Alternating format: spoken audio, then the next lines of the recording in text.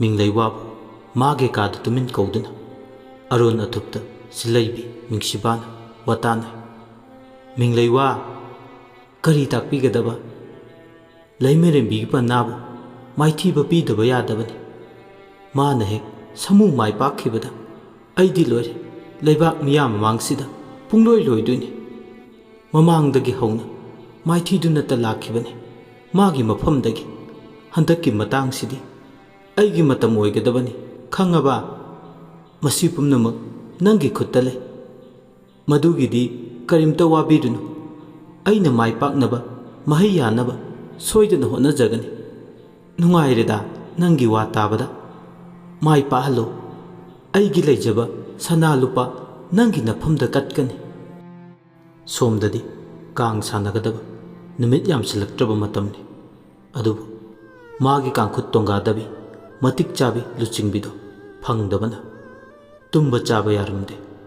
लैमरेंबी पोसिगा खोइरांगदुनत लै महाक्ति कबो लेबाक्ता कांग सानबदा ममिंग ख्वाइदगी चटपी मिंगलई वाबु मागी मनाव नुपीगी कांखुत्ता यावखिबसे साथीनमा वाखल वारे करंबा थौरांग थौचिंदा असोइबा मदी सोंथबा लैखिबनो मी थादुना मागी मनाई मसलसिंग मिंगलई वागी थोंजिंदा फावबा लेपलुरे अदु माना खलंबसिंगदुगी तायुनबदोइना पाखुम फंखिबनी वारौदनबा हाइबियु लैमरेंबीदा मनाव इबेमा मिंगसिबागी कांखुत्ता ओइना कुमसी चहिगी कांग तोंगलनी मागी कांखुत लुचिंगबी ओइदुना अइदी मिंगोंदा हाइदोखिबा वा ngaktana toktedo wahisima magi nakongda tamlakibani tabada posinga ningba kaiba haibado oiki wakalna laal maithongdo kaal chayol amani se tumchit phadabagi posiga mamit mana ipom pomi mondum montekta yawanbudo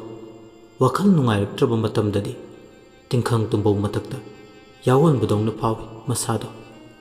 tumin magi ka manungduda Meena कौबा लंबा तादबा मखै फमुंग मथक्ता लोंगना हिपलगा ले पोसिगाना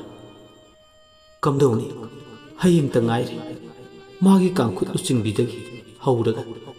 यावरिबा अतै चनु निंगोल सिंगसु मरु अचंबा ngakta सोइद्र कुमसीदी कांगसे इनावना ngamkiba मागी कांखुत Panama ngamkiba थोकलो लैमरेंबी अइदी लेबाक पुंगजाव थिम कुम मदे कुम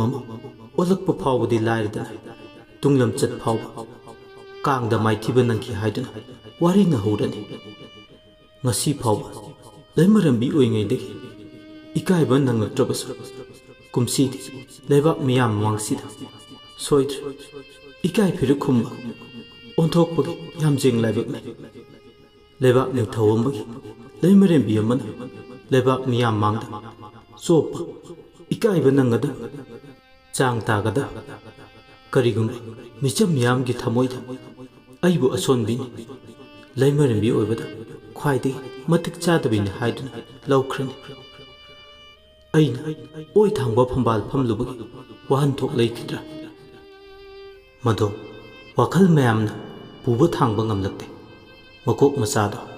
वाखलना हेमनखिबनी चिखले चिकलंबदगिदी वारदुना नुंथेलगी मतमदुदमा मंगमा मंगे पुंसीदा अमुक्तंग मंगबा फंगलबदि हाइदुना खंजबा मंग अदुगुमलबा मतिक लेरबा मंग ताइबंग मीबा खुयुम लाइना मपाव पीरेगे हाइदुना खलकपदा अदुगुमलबा मतिक म्याय लेबा असेंबा मपु मागे थौंग थौचिन मयेक सिंगना ताकपा अदुगुमलबा मखलगी मंगलाल अमा मंगे लैमरेंबी पोसिगा सेंबी कबो लेबाक्सिगी लाइजे इमाइन सुवलबा कबो पचाव अमदि पाता काचन कोयाद लोंग खोलमे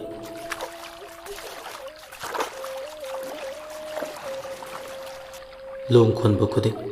मयाक ngak कानरगा लेमले ngam lai माना खोलिब पात की मरमदो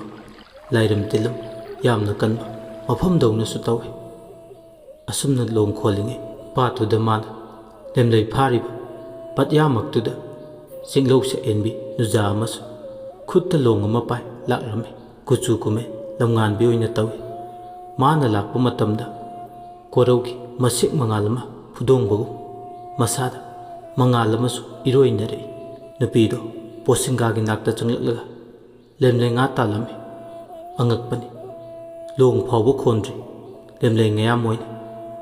माना लाक्पा समिन फंगबदा लाइजे इरोन नुंगदे ओंखलकलगा मखुत्ता पाइबा लोंगदुदा ओइना लेमलेंगा सिंगदो ओइना चंगी तौरिबा थौदौदुदा पोसिंगादी येंगदुना लै तुमिन्ना लैबा ngamlaktre wahang pahongningbana masado nupisigi maramda magi angakpa masad loinarakliba magulsina khoinau mata sananingba pawi prap long kholibi nujadugi nakta changchil ita long paiduna leibi nupidusu kari takpigedaba khoinau kari kaugadabano mingause khangdraduna kaujaningman khidana sahi lenga manbisu mandana khoinau haina kaurabane mingi wabu thoina kaiba leite kauningbata kaubada khoinau gi wasi tabada onthokna nungai jakhreda hoi ita mafam kaidagino sembi kabo lebaksida amukta ukhidre khoinau aidi lamlen atambadagini sairendagini adubu hojikpudi kege moirangda leire lapkhreda ita lapani khoinau lanadi khanbigeno khoinau lapkhraba poirei atambadagi kamdongna mafamsida lemnei nga phaba lakliba nata haijagi khoinau sumdobani khoinau aigi sana thoirabi ita ama lamle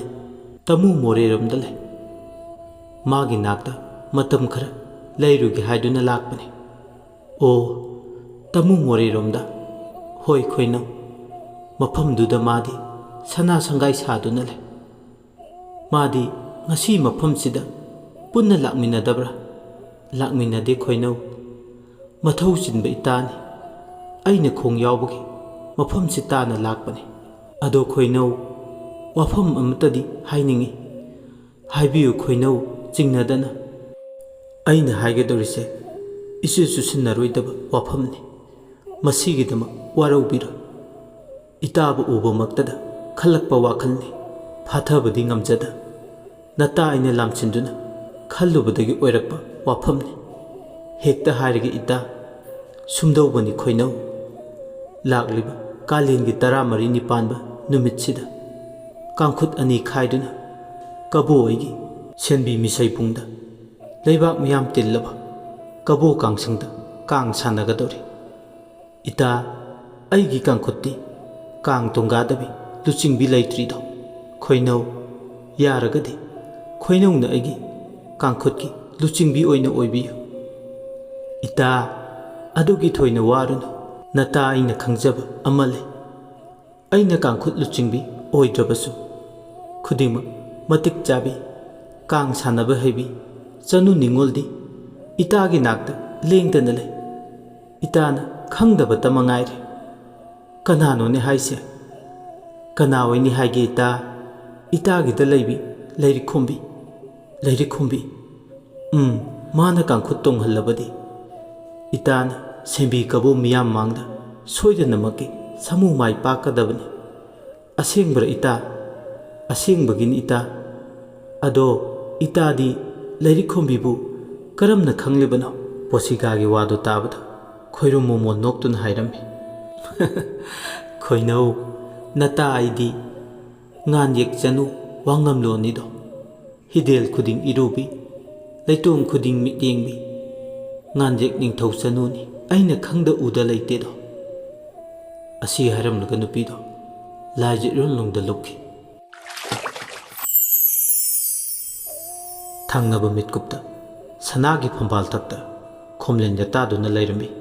posiga makeup thoi masa pumba humang do pomchot nungthil pobopada tumkhibado numidang wairam matam wairam le phuk hogulak laga kari mangni ki hujiki khomlen manglan cha dubo natte icham chamba mangdi natte mangdu da hairami basing ai ningsingle हिदेल खुदिंग इरुबी नुजा माक्तो अइदी अमुक्ता उद्रे सोइदना खोयुम थौसिन कनाना अइगी इतेंग पांगलगे हाइदुना नोंदम्बिबा मंग ओइगनी अइ इसाना इसाबु थाजै हौजिंग मी थादुना Larry खोंबिबु कहोनबगी महुत इखोंगना थोंगना मागी नाक्ता चटलगा कांगी दमा लुचिंगबी OYO हाइरगे नंगौररोय हाइदुना लैमरम्बी पोसिगा नुंसितकी मांग थाना Larry खोंबी नाक यौनबा लाक्लमे सोमदना Larry खोंबीदी नुमिदांग वाइरम मतमदुदा तरा चाक थोंगनबा सेमजै Cheng सुजिनजै चफुदा लैमरम्बी लेपलरे नाकतुदा लैमरम्बी उबदा मकुक नोले Larry खोंबी करी ताकपिगदबा लैमरम्बी अइगी कांखुत पनादा नंगबु मिकुपसिदगी Kong तोंगानबी लुचिंगबी ओइना हापलबने हांचित कबो मियाम मांगदा सानगदौरिबा कांगसिदा नथौना नरौसिंग पुथोक्तुना कांग सानगदबने लैमरम्बी अइगी माइ ngaओ नंगी खुत्ता अइना माइ पाकपा अमसु पाक्तबा खुदिंगमक नंगी चुपलीनी वा दोंग दोंग हाइगनबी लौथुप लखोय तौदुना वा कोइथोक कोइसिन तौदुना वा ngang bahitabi maakni laimarimbi mawa hi tabada masa pumba nikle mama phok ngai de kang sanaba karino khanglattribi maakni ngasi ikhang khangaudana laimarimbi na magi nakta laklaga kang sanadaba yade hairak pasida oire mihul thawon chengkhatkre masado ningjing mangjing laure chakhumda leiribase maga laimarimbi khaktani atai di ngasi di leiti थबक यामनखिबना नहानगैदी मी मंगाना तौब थबकतो मी अममम नपुई कांगी same साबा सिनबा लांगबगी चथोक चचिन तौबगी अदुना मखोय अनि नंगांगनरिबसिंग अदो कनानासु तादे लैमरेम्बी अइदी Kong सानबा Haiti हैबा हैतबा अइ नंगी वातागे हाइखिदे अइगी हाइबबु हैगेरा हैरोइरा Kong असे सानदबा यादबने नंगना लुचिंगबी ओइदुना लैमरम्बी अइबु करी हाइरसिगे हाइद्रसु यारे अइगी याथंगदी नंगना ngamnaba ngakadabane फरे लैमरम्बीगी पुकनिंगनबु अदु यौरबदी ननाई अइसु अंगंबा थाकता होटनाजगे अदुनीदना नथौना लायु अइदी अइगी इनाउनी हाइदुना तौरिबा मिंसिबा हाइसे माइथीबा पीदबा यादबने कबोलिन चाबी लीला चंगमाइदंगानबी खरौ चंफुत चाबी से सिंगनरगने एंगोंद अदुमनने नंगना सिंगनबगी मतिक चाबा पाखुम पीगदबने होय लैमरेम्बी पोसिगा मादी हाइफम थोकपा गांगफम थोकपा मागी होंगनबी पुकनिंगदो यांगले खंगलबका चाखुमदुदगी थोखरे कोकता खुथा फमदुना तुमिल लेहौरे लैरी खोंबी चिंददी माबु कीबना होय होय हाइब ngaktani हाइदोखिबा मादी महौसादगी हौना लाइटिन कीदे माना कीरुबसे लैमरेम्बी पोसिगा अमदी सना कुनुंगसिगी लैमनिंगोल सिंगने करीगुंबदा मखोयने हाइबा इलौदबदा पीबा चैबी चैथेंग अमदी चैराक अदुनी माना यामना कीरिबा अदुनसु होय कांखुत लुचिंगबीगी थौदादुबु याथोखिबने अइबु कमदौसिगे किमनबदगी खंथा खंथाना खनखिबदु तोक्थोक्लगा होय लैमरेम्बी हाइदुना हाइदोखरे कयादा खनाउसिदगी नुंसित कुमयांगना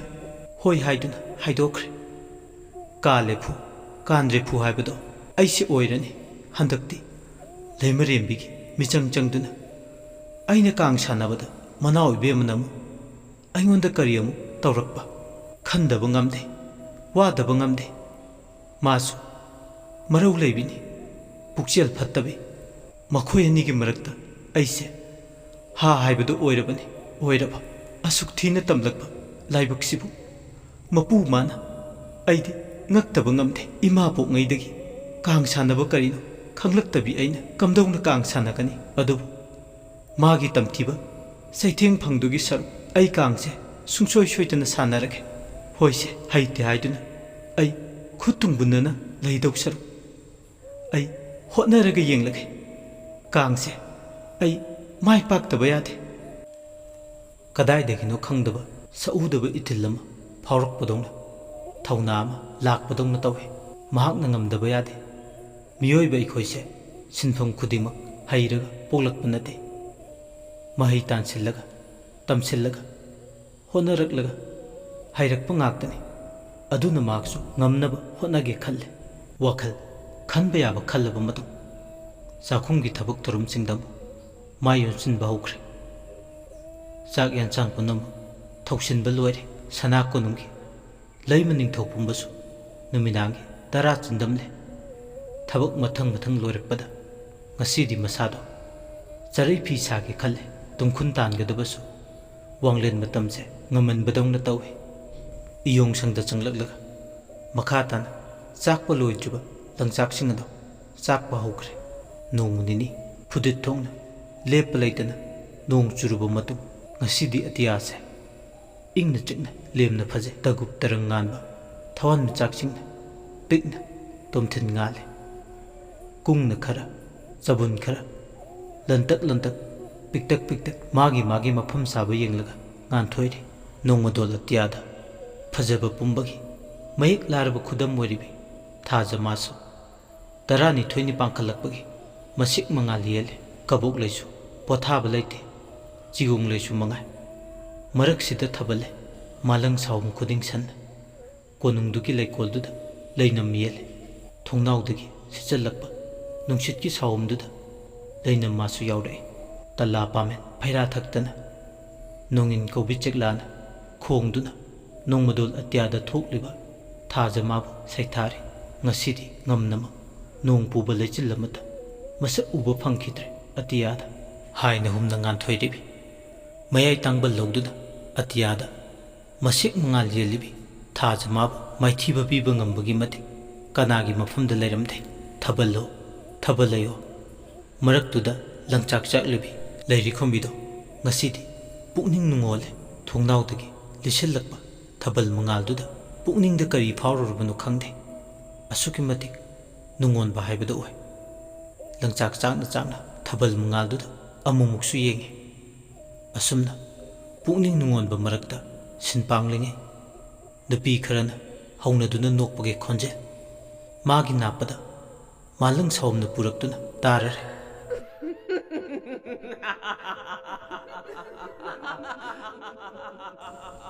मी लांगबगी मखोलतुना अदुबु यामना हौना लाउना लांगबो मखोल मक्ति नते